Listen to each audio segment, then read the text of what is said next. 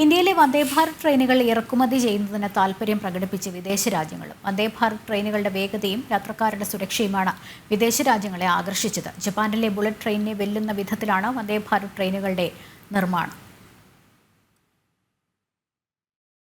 Chile, Canada, Malaysia തുടങ്ങിയ രാജ്യങ്ങളാണ് ഇന്ത്യയിൽ നിന്നും വന്ദേ ഭാരത് ട്രെയിനുകൾ വാങ്ങാൻ താൽപര്യം പ്രകടിപ്പിച്ചിരിക്കുന്നത്. മറ്റു രാജ്യങ്ങളിൽ നിർമ്മിക്കുന്ന സമാന ഫീച്ചറുകളുള്ള ട്രെയിനുകൾക്ക് 160 മുതൽ 180 കോടി രൂപ വരെയാണ് നിർമ്മാണ ചെലവ് വരുന്നത്.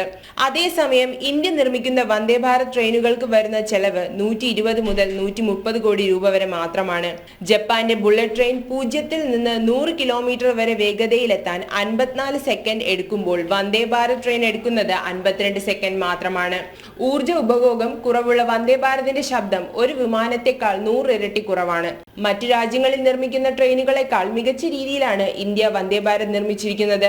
കഴിഞ്ഞ 10 വർഷത്തിനിടെ രാജ്യത്ത് റെയിൽവേ മേഖലയിൽ വലിയ രീതിയിലുള്ള പുരോഗതിയാണ് ഉണ്ടായിക്കൊണ്ടിരിക്കുന്നത്.